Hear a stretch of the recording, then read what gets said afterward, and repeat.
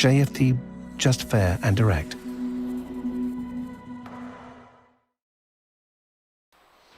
Okay, hello and good morning everyone. Welcome to JFD Traders Espresso with me, Darius Anucauskas. Today is the 19th of July 2021.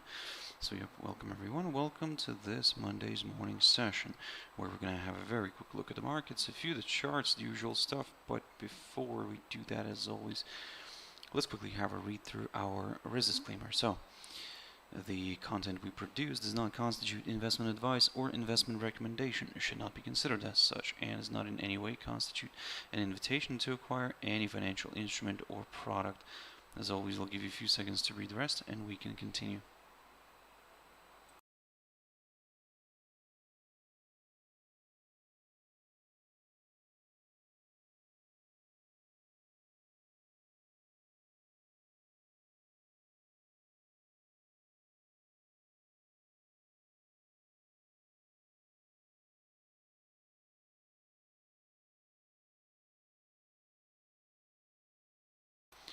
Okay, so now then, also just before we jump into the charts, as always, quick mentioning of our JFD YouTube channel, to which you can always subscribe to in order not to miss any of our upcoming videos, and of course, our JFD Bank website and specifically our JFD research page, which we also update on a daily basis. So yep, check us out here on jfdbank.com. You can also subscribe for our strategic report right here, yep, the one we produce every Monday.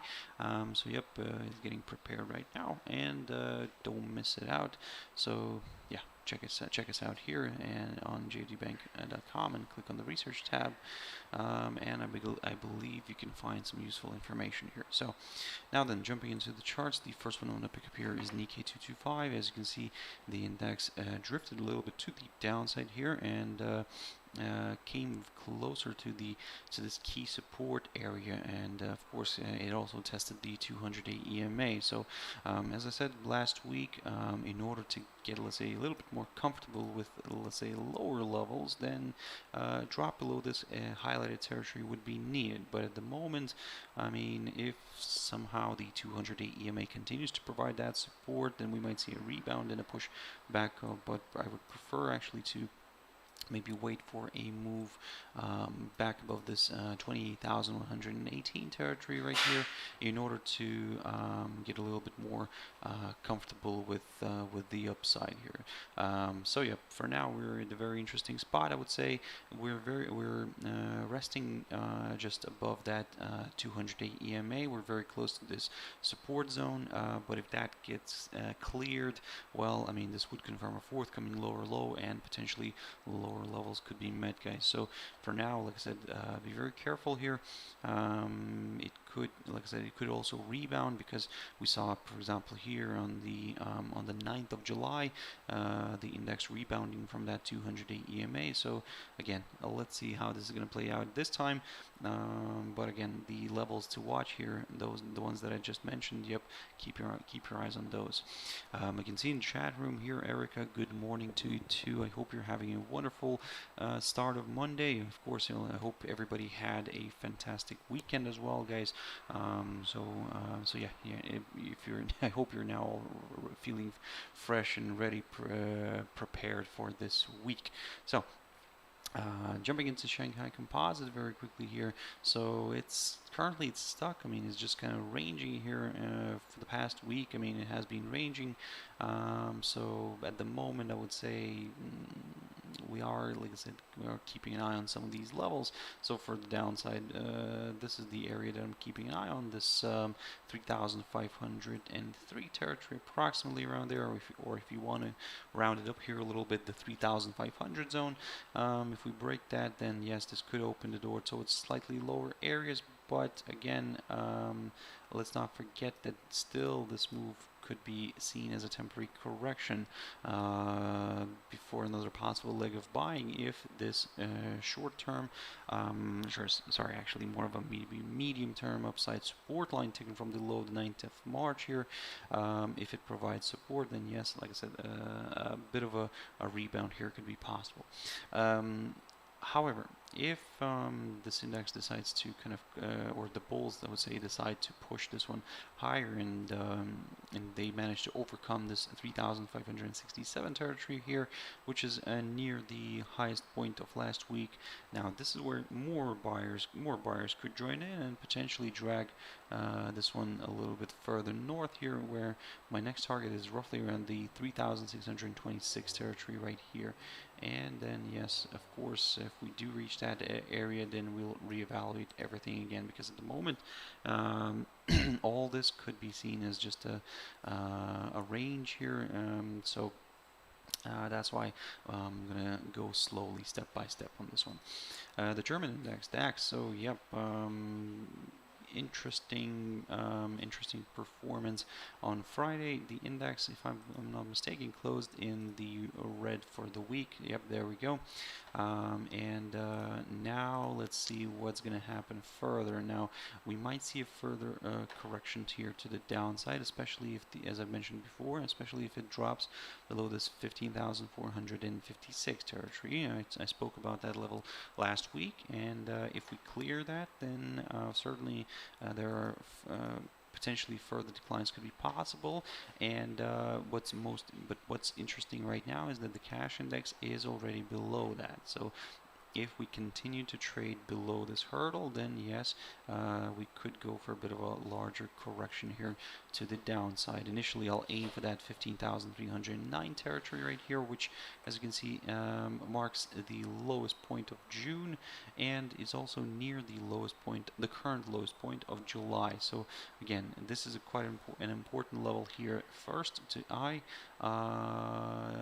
of keep your eyes on, and then of course then we'll have this upside support line taken from the low of the 19th of March of last year. Now, although, don't get me wrong, although it's a bit of a tentative one, but nevertheless it kind of runs very close to the 100-day EMA, and potentially maybe both of those could do their job and maybe kind of provide a bit of support. But again, let's not get ahead of ourselves. First, let's see what's going to happen here with this hurdle, the 15,456. If it continues to provide resistance, then yep, we could see a move lower here. But again, for now, we could only class that as a temporary correction. Dow Jones Industrial Average. Now here, you can see that the index it kind of drifted nicely here to the downside. It fell below this hurdle, this 34,814 level. I spoke about that, and I said that if we see a drop below this, then we could consider maybe a bit of a larger correction here to the downside. We did drift lower, and if we take a look at the cash index right now, we'll see that yes, the price did fell further, and we are currently sitting near the 34,524 territory, so basically not far. Actually, I think is going to be bang on this upside line here, taken from the low of the 18th of June. So that's going to be quite interesting to see if this upside line continues to provide support. If not, then maybe we're due for a bit of a larger correction here to the downside. And the reason why I'm saying correction, because don't forget that we're still trading above some of these upside lines, which could kind of could provide some sort of support, but of course, don't get me wrong, all of these upside lines are kind of a little bit on the tentative side. So yeah, we'll keep an eye on those for now, but let's say I'll mainly stick to some support and resistance levels instead. So long story short, guys, for now, if we continue to drift lower and fall below this short-term upside and short-term tentative upside support line taken from the low of the 18th of June, then yes, I'll consider a bit of a further correction here to the downside. The dollar index. So of course the dollar index is enjoying the moment. It's putting its safe haven coat on. So yep, for now we're seeing a nice good push higher. However, this situation here, I mean, yes, we're breaking this downside line, and to be honest, like, we can actually get rid of it now because it kind of got violated a few times, and now it seems that the index is ignoring that downside line. And but what it's kind of sticking to right now is some of these key levels. So for the upside, I'll still I'll stick to the same analysis as last week. Basically, I need to see a push above the 92.84, 85 territory right here in order to get a little bit more comfortable with the upside. But for the downside, I need to see a drop below this 92 territory. So this one right here, and then yes, we could go for a few lower areas.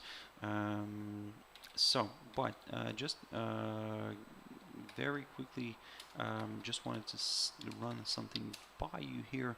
Let me just quickly double check, and there we go. So, okay. In a way, this little pattern here, and let me just refresh my memory. I think that's the so-called bearish 3. So, but again, let me just double check something here. This okay, now that's the opposite way around, so this is going to be the bullish 3, but again, then the likelihood of the next candle being here to the downside. So again, these so there we go, the bearish 3 method. That's the name for that. So yeah, kind of lost that one in my memory. So yeah, the so-called bearish 3 method. So when we have a, let's say, in the initial candle here, a strong one either to the upside or to the downside. In our case, we have a to the downside here. Then the other 3 candles form here, but they form within the body of that first kind of bearish, strong bearish candle, but the other 3 bullish candles form within the body of that first bearish candle. And then what could happen again? That's still there is a percent. It's a percentage game here. I mean, it's a probability game here, but what could happen then? We could see the 4th candle here forming to the downside. But again, let's see if this theory, because at the moment it's just a theory, guys. Let's see if this theory works out. But again, if we see, for example, the daily candle pushing and staying above this 92.85 territory here, then well, we could scrap this whole kind of bearish 3 method formation, and yep, we could go for some higher levels. So that's why for now, guys, it's a bit of a tricky one here. At the same time, very, very interesting. But let's see which way that's going to work out. Again, these are the possible scenarios, but like I said, at the moment, if we are considering this as to be as a bearish 3 method, then we need that we need the daily candle, for example, to at least stay below this 92.85 zone. It could push higher, it could break it, but if, let's say, for example, the body of the candle still remains below this hurdle, then maybe we could see that forming, if I can use that, if I can say it this way. Now jumping into gold, here the situation is a little bit tricky. So gold is declining right now. However, as I mentioned to you last week, as I said, that if by any chance this this upside line that got broken here, the one taken from the high of the 7th of August, if it provides support, then maybe we could see a nice rebound and a push higher. However, at the moment, we're seeing the opposite. We're seeing kind of we're seeing gold right now pushing back below it. However, as I mentioned before, for me to maybe consider slightly lower levels here, I would actually prefer to wait for a drop below this the low of last week near the 1792 zone. If we drop below it, then yes, we could maybe consider a bit of a decline here towards this upside line, and this upside line, I mean, and this one is taken from the low of the 20th of May of 2019, guys. So if we see a drop below that 1792 territory, then yep, we could consider a bit of a larger correction to the downside. But as I said before, guys, be very careful for now. Let's see if this area somehow this downside line together with these EMAs will continue to provide support. If it does, then we might see a nice rebound. If it doesn't, guys, well, I mean, this is where, like I said, maybe more sellers could join in. Now, the silver here is a little bit more on the bearish side, as you can see for yourselves. So not only that we dropped below that 25.71 territory I spoke about last week, but also we are now drifting below the 200-day EMA. So that of course doesn't bring much positivity into the whole outlook. But again, at the moment, guys, I would say be very careful. Don't rush into anything. Let's see how this day is going to play out, because again, what I don't want to see here is maybe just having a false breakout, for example, or even worse, for example, I wouldn't like to see something like we had here on the 30th and the 31st of March, where you can see that the daily candle fell below the 200-day EMA. Then next day it opened again below that 200-day EMA, but then the bulls kind of managed to push this one higher. So that's why I'm saying, and when coming back to DXY here as well, if this, for example, this candle today forms in a positive territory here, and we remain in positive territory, but still below somewhere this 92.85 zone, then, like I said, and if eventually this is going to end up being that the bearish 3 method formation here, where we'll see then a decline, then this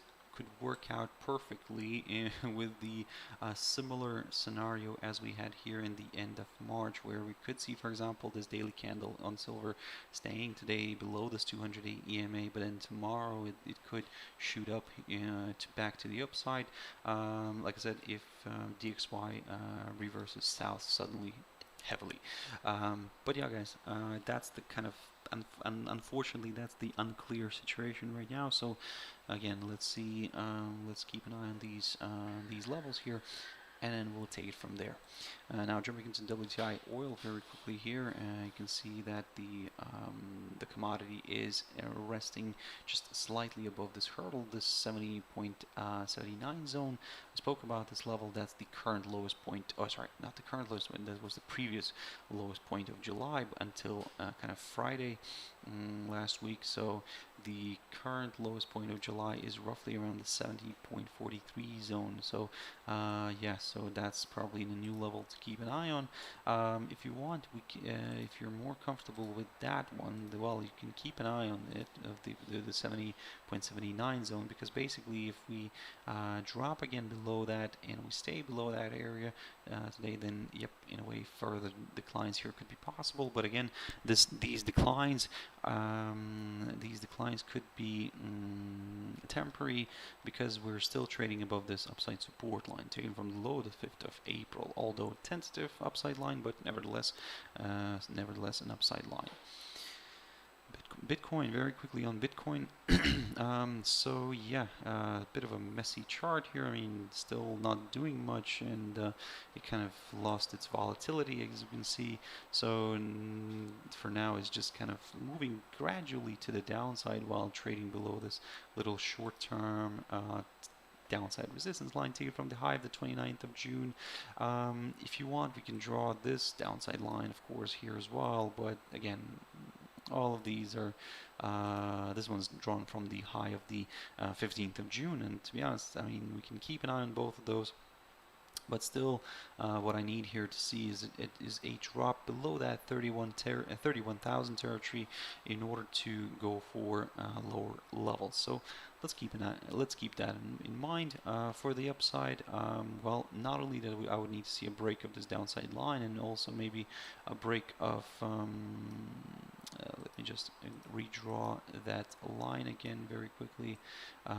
So not only a break of that downside line, but also maybe this one as well, this shorter term one taken from the high of the 29th of June. And but either way, guys, I would still prefer a push above the 34,655 territory right here, which is marked by the high of last week, and then yes, higher levels could be met.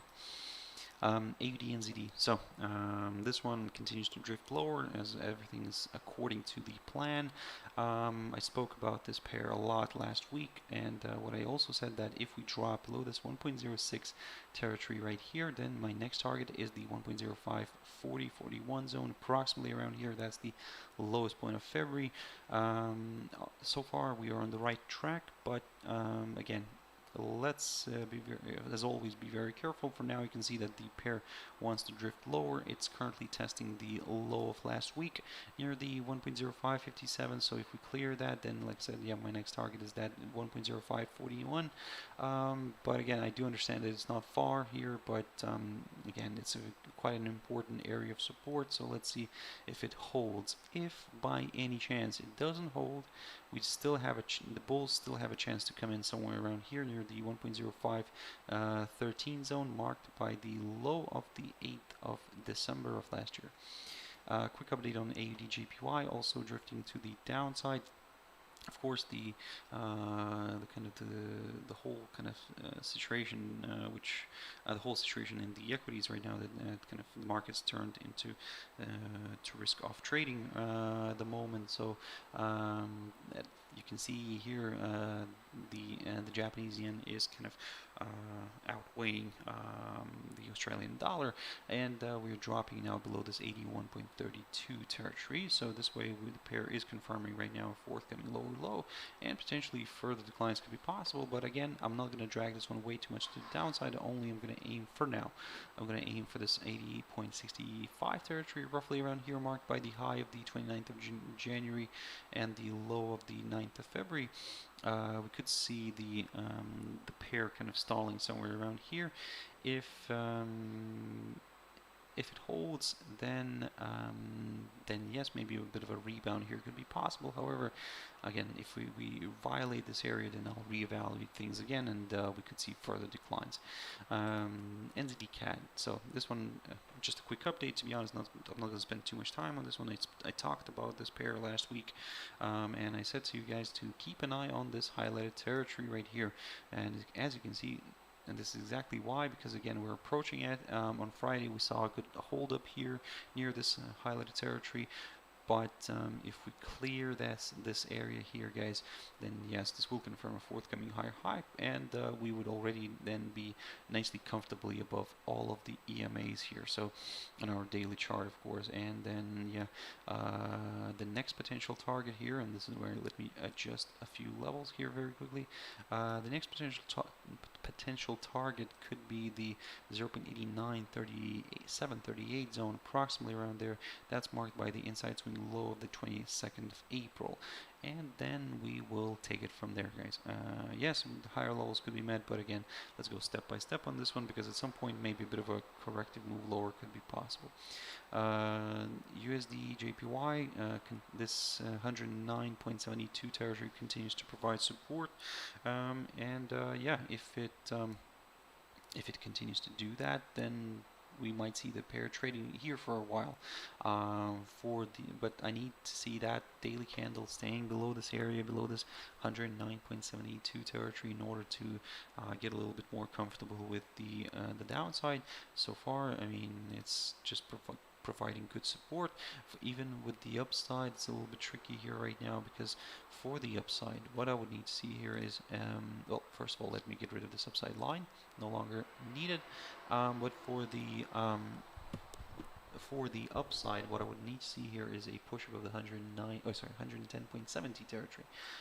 That's the high of last week, if I'm not mistaken. There we go. Yep, that's the high of last week. If we clear that, then we might see maybe a push back towards these highs that we saw here in the beginning of July. But for now, we are closer to this support area. If we clear this, guys, then well, I mean, this could open the door towards lower levels. Now jumping into USD CAD very quickly here, so continues to push higher. Of course, the slightly stronger dollar is helping this pair, together with the weaker oil price, and yep, this is a good combination of all that, and this is a good example of the combination of all that. And we are now pushing above all of these EMAs. However, we do have a strong area of resistance right here, marked by the high of the, I think that's the highest point of April. Yep, there we go. So the highest point of April, nearly 1.2654. We're currently stuck here, and well, but if we clear that area, then this will confirm a forthcoming higher high and potentially could attract more buyers, and those could drive the pair towards the 1.2741 zone here, marked by the high of the 26th of, sorry, actually the highest point of March. There we go. Or we could continue rallying, and we could then aim for the 28th of January high here near the 1.2881. But again, let's go slowly on this one. For now, like I said, keep your eyes on this hurdle here, the 1.2654. If we clear that and we stay above that, then we'll aim for that highest point of March. GBP USD very quickly here. So the stronger dollar is taking its kind of having its effect on this pair. You can see the GBP USD is breaking now this upside support line taken from the low of the 18th of May of 2020, guys.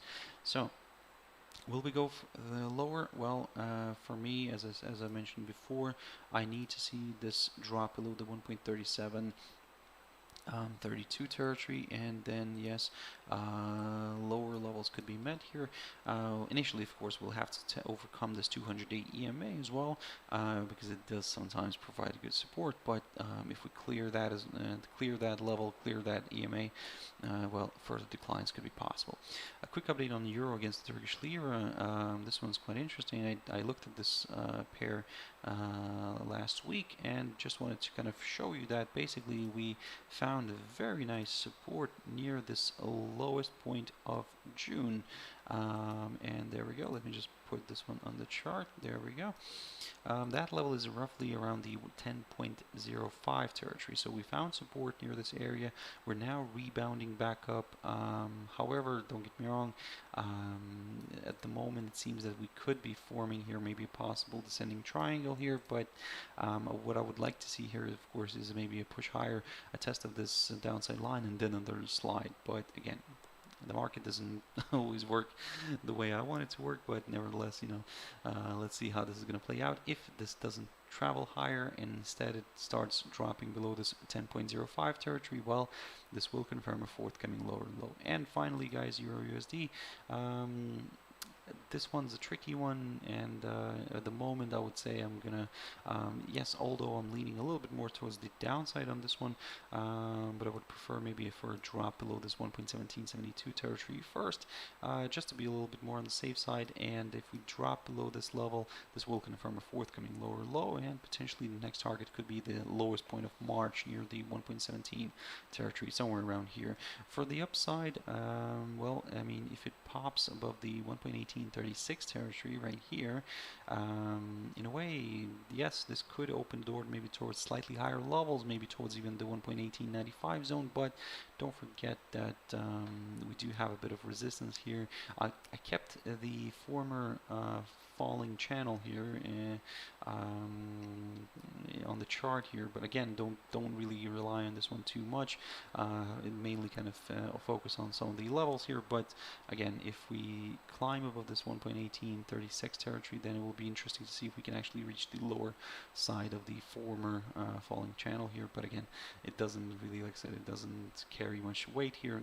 My preferred level here will be this 1.1895 territory. So yeah, guys, that's it for this session. I'll have to wrap it up quickly here. So thank you very much for watching and listening. I really appreciate your time, guys. If you want to catch me tomorrow morning, as always, at my Traders Espresso, 6 o'clock GMT time. Have a wonderful trading day. Stay safe, guys. Have your stop loss in place, and everything will be fine. Bye-bye.